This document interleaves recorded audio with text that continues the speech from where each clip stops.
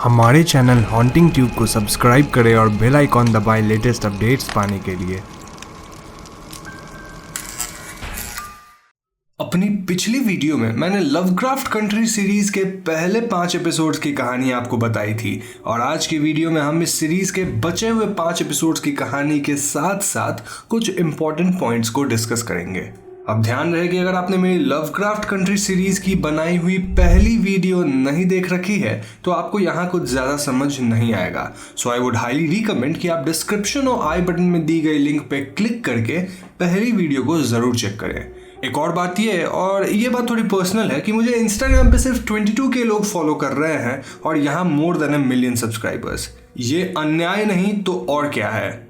Jokes apart, I just want to say कि अगर आपके पास एक इंस्टाग्राम अकाउंट है तो आप मुझे इंस्टाग्राम पे फॉलो कर सकते हैं, जिसका लिंक आपको डिस्क्रिप्शन में मिल जाएगा। So now with that said, let's roll the intro.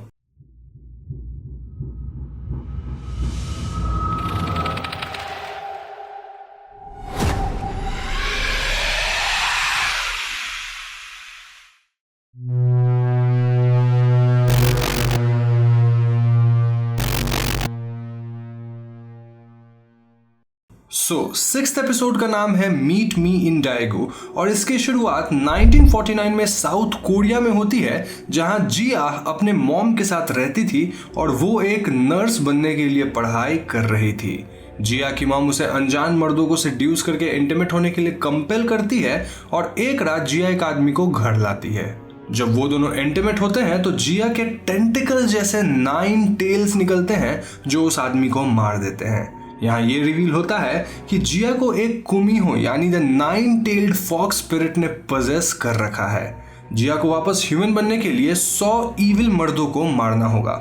असल में जिया के स्टेप फादर उसे सेक्सुअली एक्सप्लॉइट कर रहे थे और जिया की मॉम ने एक शमन को कांटेक्ट किया जिसने कुमिहो की स्पिरिट को जिया के पास भेज दिया ताकि वो स्पिरिट जिया के स्टेप फादर को मार सके।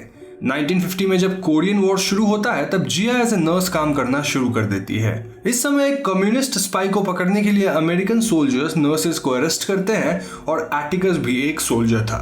अपने सीनियर के कहने पर एटिकस ने एक नर्स को एग्जीक्यूट कर दिया था और तभी जिया की फ्रेंड यंग जा रिवील करती है कि वो एक स्पाई है, जिसके बाद सोल्जर्स उसे लेकर एग्जीक्यूट कर देते हैं। यहाँ जिया डिसाइड करती है कि वो एटिकस को सेड्यूस करके मार देगी, पर इस प्रोसेस में वो खुद एटिकस की भलाई को देखकर उसे चाहने लगती है। जिया को लगता है कि वो अपने टेल्स को कंट्रोल कर सकती है, पर जब वो एटिकस के साथ इंटीमेट होने लगती है तो उसके टेल्स निकल आते हैं और वो एटिकस पे अटैक कर देते हैं। यहाँ जिया को एक विजन भी आता है फ्रॉम एटिकस फ्यूचर, जहाँ एटिकस बताता है कि अगर वो अमेरिका वापस जाएगा तो वो मारा जाएगा। एटिकस जिया के इस रूप को देखकर डर जाता है और वो वहां से भाग जाता है। इस इंसिडेंट के बाद जिया और उसकी मॉम उसी शमन के पास जाते हैं जहां वो शमन कहती है कि आने वाले समय में बहुत से लोग मारे जाएंगे। एपिसोड 6 यहाँ खत्म होता है। दोस्तों, इस एपिसोड में हमें एक कोरियन मिथिकल क्रीचर के बारे में जानने को मिलता है। असल में एक कुमिहो यानी कि अ 9 टेल्ड फॉक्स एक क्रीचर है जो कि कोरियन टेल्स और लेजेंड्स में पाया जाता है। ये चाइनीज माइथोलॉजी और फोकलोर से डिराइव्ड है, जिसके अनुसार अगर एक फॉक्स 1000 साल जिंदा रहता है तो वो एक कुमिहो बन जाता है। अब ये कुमिहो खुद को ट्रांसफॉर्म करके एक ब्यूटीफुल वुमेन में तब्दील हो सकता है जो कि मेन को सेड्यूस करके उन्हें मार देता है। दोस्तों, यहाँ इस माइथोलॉजी को यूज करके जिया के केस में एक फेमिनिस्ट रिविजनिस्ट कहानी बनाई गई है। जिया जो खुद सेक्सुअली असॉल्ट हुई थी वो अपने दोषी को तो मारती ही है विद कुमिहोस हेल्प, और तो और वो उन दूसरे मर्दों को भी पनिश करती है जो कि औरतों पर अत्याचार करते हैं। नाउ एपिसोड 7 का नाम है आई एम और इसमें हम हिप्पोलाइटा को देखते हैं जो आर्धम लॉज के रूइंस को विजिट करती है और उसे पता चलता है कि जॉर्ज मरने से पहले यहाँ आया था। वो एक ऑरेरे यानी कि सोलर सिस्टम के एक मैकेनिकल मॉडल को यूज करना सीखती है और उसके अंदर एक की पाती है। दूसरी तरफ क्रिस्टीना रूबी को विलियम की और उस औरत की लाश दिखाती है जिसकी खून की मदद से वो रूबी के लिए मेटामॉर्फोसिस पोशन बना रही थी। क्रिस्टीना यहाँ रूबी की मदद मांगती है। मीनवाइल लेटी और एटिकस रियलाइज करते हैं कि वो दोनों एटिकस के स्लेव एंसेस्टर हैना के बारे में ड्रीम्स एक्सपीरियंस कर रहे हैं और वो दोनों रियलाइज करते हैं कि शायद हैना ने बुक ऑफ नेम्स को आर्धम लॉज से लिया होगा। एटिकस को मॉन्ट्रोस के क्वीर होने के बारे में पता लगता है और उसे ये भी मालूम पड़ता है कि लेटी इज प्रेग्नेंट।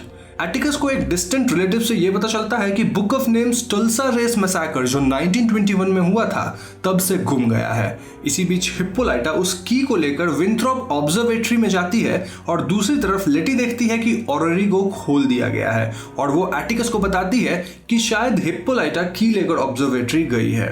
एटिकस वहां जाता है और हिप्पोलाइटा को लैंकेस्टर के कुछ पुलिस ऑफिसर से बचाता है, लेकिन इस मुठभेड़ में एक पोर्टल खुल जाता है to a different dimension. Atticus और हिप्पोलाइटा दोनों इस पोर्टल के थ्रू गिर जाते हैं पर एटिकस बाहर आने में सक्सेसफुल हो जाता है।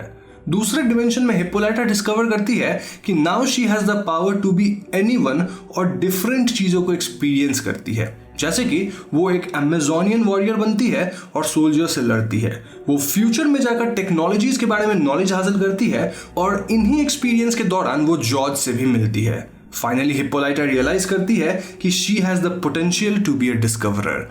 एपिसोड 7 यहाँ खत्म होता है। दोस्तों, इस एपिसोड में हमें टुल्सा रेस मैसाकर जो कि रियल घटना है उसके बारे में पता चलता है। इस मैसाकर में व्हाइट लोगों के मॉब्स ने ब्लैक लोगों को बड़ी बेरहमी से मार दिया था और इसमें अथॉरिटीज ने भी व्हाइट लोगों की मदद करी थी। यहाँ हिप्पोलाइटा की जर्नी की मदद से हमें डाहोमी अमेज़न के बारे में भी मालूम पड़ता है। असल में डाहोमी अमेज़न एक ऑल फीमेल मिलिट्री रेजिमेंट था जिसमें फियर्स फीमेल वॉरियर्स हुआ करते थे। इस एपिसोड का मेजर थीम है हिप्पोलाइटा का एम्पावरमेंट। जहां पहले वो खुद को श्रिंक करके रखती थी, जॉर्ज के डेथ को अनकवर करने के लिए वो इन एडवेंचर से गुजरती है, जिसके बाद वो अपना रियल पोटेंशियल और पावर रियलाइज करती है। यहाँ रियल हिस्ट्री और साइंस फिक्शन एडवेंचर के जॉनरों को एफिशिएंटली कंबाइन करके हमें हिप्पोलाइटा की जर्नी दिखाई गई है, जहां आफ्टर एक्सपीरियंसेस हिप्पोलाइटा का इमोशनल ग्रोथ होता है। नेक्स्ट एपिसोड का नाम है जिगाबोबो और इसमें हम एटिकस को, लेटी को, रूबी, मॉन्ट्रोस और डायना को अपने दोस्त एमेट टिल के मेमोरियल को अटेंड करते देखते हैं। डायना वहां से चली जाती है और रास्ते में उसे लैंकेस्टर कॉर्नर करके ऑररी के बारे में पूछता है। जब डायना लैंकेस्टर को ऑररी के बारे में नहीं बताती है तो लैंकेस्टर डायना पे एक कर्स प्लांट कर देता है, जिसके बाद डायना जहां भी जाती थी उसके पीछे 2 मैलेवोलेंट स्पिरिट टॉप्सी और बॉप्सी आते रहते थे। ये स्पिरिट्स डायना को हॉन्ट करते हैं और दूसरी तरफ एटिकस क्रिस्टीना को ऑररी यानी टाइम मशीन की दे देता है ताकि एक्सचेंज में क्रिस्टीना एटिकस को स्पेल कास्ट करना सिखा दे। लेकिन दोस्तों, क्रिस्टीना का अलग ही प्लान था जिसके तहत वो एटिकस को सैक्रिफाइस करके ऑटम इक्विनॉक्स में खुद को इमॉर्टल बनाना चाहती थी। इसी बीच रूबी क्रिस्टीना से क्लोज होने लगती है, स्पेशली जब क्रिस्टीना ने रूबी को मेटामॉर्फोसिस का पोशन दिया था। पर जब क्रिस्टीना ये कहती है कि उसे एमेट टिल के लिंचिंग से कोई फर्क नहीं पड़ता तो रूबी दुखी हो जाती है। इसी दौरान जिया शिकागो आ पहुंचती है और ये बात जानकर लेटी नाखुश होती है। मॉन्ट्रोस और एटिकस अपने अपने डिफरेंसेस सॉल्व करते हैं और एटिकस कहता है कि जब वो पोर्टल के थ्रू फ्यूचर में गया था तो उसे पता चला कि फ्यूचर में एटिकस और लेटी का एक सन होगा जिसका नाम जॉर्ज होगा और वो लवक्राफ्ट कंट्री बुक को लिखेगा। मीनवाइल लेटी ने वॉल्ट के पेजेस के जो पिक्चर्स लिए थे वो उनके नेगेटिव्स क्रिस्टीना को देती है इन एक्सचेंज कि क्रिस्टीना एक स्पेल कास्ट करेगी फॉर लेटी टू हेल्प एटिकस, लेकिन क्रिस्टीना लेटी को एक इनवल्नरेबिलिटी स्पेल दे जाती है। मॉन्ट्रोस और एटिकस एक स्पेल कास्ट करने की कोशिश करते हैं टू प्रोटेक्ट देम, लेकिन उससे कुछ खास नहीं होता। इसी बीच क्रिस्टीना के कहने पर 2 लोग क्रिस्टीना को उसी तरह मारते हैं जैसे मर्डरर्स ने एमेट टिल को मारा था और वो दोनों आदमी क्रिस्टीना की बॉडी को लेक में डाल देते हैं। लेकिन दोस्तों, लेक में जाते ही क्रिस्टीना अपने आप रिवाइव कर जाती है। मीनवाइल रूबी लेटी को उसके और क्रिस्टीना के बीच जो हुआ था उसके बारे में बताती है और दूसरी तरफ डायना पर टॉप्सी और बॉप्सी अटैक कर देते हैं जिससे वो कोलैप्स हो जाती है। लैंकेस्टर लेटी के मैंसन में घुसने की कोशिश करता है टू फाइंड द ऑररी यानी टाइम मशीन, पर घर पे बने प्रोटेक्शन जाम के कारण वो अंदर नहीं आ पाता। पुलिस वाले मैंशन पे शूट करने लगते हैं और जब एक पुलिसमैन एटिकस को मारने जाता है तो एक सोगॉथ जमीन से निकलता है और वो पुलिस वालों को मार देता है। वो सोगॉथ लैंकेस्टर का आर्म भी निकाल देता है और एटिकस रियलाइज करता है कि उसका स्पेल आखिर में काम आया। इस एपिसोड में भी हिस्ट्री और हॉरर को कंबाइन करके शो की कहानी को आगे बढ़ाया गया है। एपिसोड के बिगिनिंग में डायना का दोस्त जिसका मेमोरियल रखा गया था वो एक रियल लाइफ इंसिडेंट का रिमाइंडर है। रियलिटी में एमेट टिल नाम के एक 14 ईयर ओल्ड अफ्रीकन अमेरिकन लड़के को 1955 में ये कहकर लिंचिंग में मार दिया गया था कि उसने एक व्हाइट वुमन को ऑफेंड किया। ये एपिसोड हमें उस ब्रूटल इंसिडेंट की याद दिलाता है जिसमें दोषी को बाइज्जत बरी कर दिया गया था। इसके अलावा डायना के ऊपर जो कर्स प्लेस किया गया था वो इस बात का रिमाइंडर है कि आज भी व्हाइट लोग ब्लैक लोगों को किस नजरिए से देखते हैं। कि टॉप्सी और बॉप्सी इस बात को सिंबलाइज करते हैं कि व्हाइट पीपल ब्लैक लोगों को एज ए कैरिकेचर देखते हैं, यानी उन्हें सब ह्यूमन मानते हैं, उन्हें स्टीरियोटिपिकल पोर्ट्रे करते हैं और उन्हें बढ़ा चढ़ाकर एग्जैजरेट करते हैं, ऑलमोस्ट क्लाउन लाइक दिखाते हैं। डायना के लिए टॉप्सी और बॉप्सी एक लिटरल कर्स तो थे ही, बट वो डायना को ये भी याद दिलाते हैं कि कैसे व्हाइट अमेरिकन उसे और उस जैसे ब्लैक किड्स को अनसिविलाइज्ड जोक मानते थे। एक और बात नोटिस करने लायक ये थी कि एपिसोड के एंड में जब हम सोगोथ को मटेरियलाइज करते देखते हैं तो वी कैन सी कि इस सोगोथ का कलर ऑलमोस्ट ब्लैक है, जबकि पहले एपिसोड्स के सोगोथ्स पिंकिश लगते थे। ये इस बात को सिंबलाइज करता है कि एटिकस ने अपने मैजिक को रिक्लेम करना सीख लिया है, जो कि उससे क्रिस्टीना और उसकी फैमिली छीन लेना चाहते थे। खैर, एपिसोड 9 का नाम है रिवाइंड 1921 और इसमें हम हिप्पोलाइटा को शिकागो में वापस देखते हैं, जो एटिकस, लेटी और मॉन्ट्रोस के पास आती है और वो डायना के हालत को देखती है। कर्स की वजह से डायना का हाथ इन्फेक्ट हो गया था और उसकी तबीयत भी बिगड़ गई थी।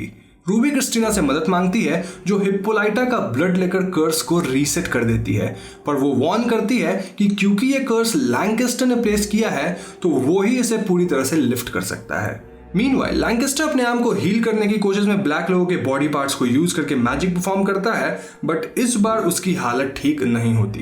क्रिस्टीना वहां आकर लैंकेस्टर को टॉन्ट करती है और बाद में वो रूबी को उसकी मदद करने के लिए कन्विंस कर लेती है ताकि क्रिस्टीना को इमॉर्टैलिटी मिल सके। रूबी को पता चलता है कि ऐसा करने से एटिकस की जान जा सकती है, पर वो क्रिस्टीना के साथ जाती है। एटिकस, हिप्पोलाइटा, लेटी और मॉन्ट्रोस डिसाइड करते हैं कि वो मल्टीवर्स मशीन की मदद से पास्ट में जाएंगे टू 1921 टुल्सा, जहां एटिकस के मॉम के फैमिली के पास बुक ऑफ नेम्स हुआ करता था। एटिकस लेटी और मॉन्ट्रोस के साथ टुल्सा आता है और वो देखते हैं कि कैसे मॉन्ट्रोस को एज ए टीन उसके फादर बहुत मारा करते थे। एडल्ट मॉन्ट्रोस वहां से भाग जाता है और एटिकस उसे ढूंढने जाता है। बाद में एटिकस को मॉन्ट्रोस एक जगह मिलता है जहां वो टीन मॉन्ट्रोस को अपने एक पोटेंशियल लव इंटरेस्ट जिसका नाम थॉमस था उसे बुरी तरह ट्रीट करते देखता है, क्योंकि मॉन्ट्रोस ने सोसाइटी के प्रेजुडिसेस के कारण होमोफोबिया को अपने अंदर इंटरनलाइज कर लिया था। इसके अलावा वो अपने पिता के हाथों फिजिकली ऑप्रेस भी होता था, जिससे उसकी स्ट्रगल और भी डिफिकल्ट हो गई थी। उसी समय टीन मॉन्ट्रोस के पास टीन जॉर्ज और एटिकस की मॉम यानी टीन डोरा आते हैं, लेकिन दोस्तों तभी एक व्हाइट मॉब भी वहां आता है जो थॉमस को मार देते हैं। एटिकस ये देखकर इंटरफेयर करता है और बाकी बच्चों को मॉब से बचा लेता है। मीनवाइल लेटी को एटिकस की मॉम की फैमिली मॉब से बचा लेते हैं, जहां लेटी छुप जाती है। लेटी यहाँ एटिकस के ग्रैंडमदर से बात करती है और वो उन्हें कन्विंस करती है ताकि वो बुक ऑफ नेम्स लेटी को दे दे। लेटी उनसे बुक लेती है और प्रॉमिस करती है कि वो उनके फैमिली के लेगेसी को प्रोटेक्ट करेगी। एटिकस, मॉन्ट्रोस और लेटी पोर्टल की मदद से वहां से बाहर आते हैं और 1955 के शिकागो में खुद को वापस पाते हैं। एपिसोड यहीं पर खत्म हो जाता है। दोस्तों, इस एपिसोड में हमें टुल्सा मैसेकर में हुए इनह्यूमन क्राइम्स और वायलेंस की एक झलक मिलती है और ये पता चलता है कि थ्रू आउट हिस्ट्री कैसे ब्लैक लोगों को ऑप्रेस किया गया है।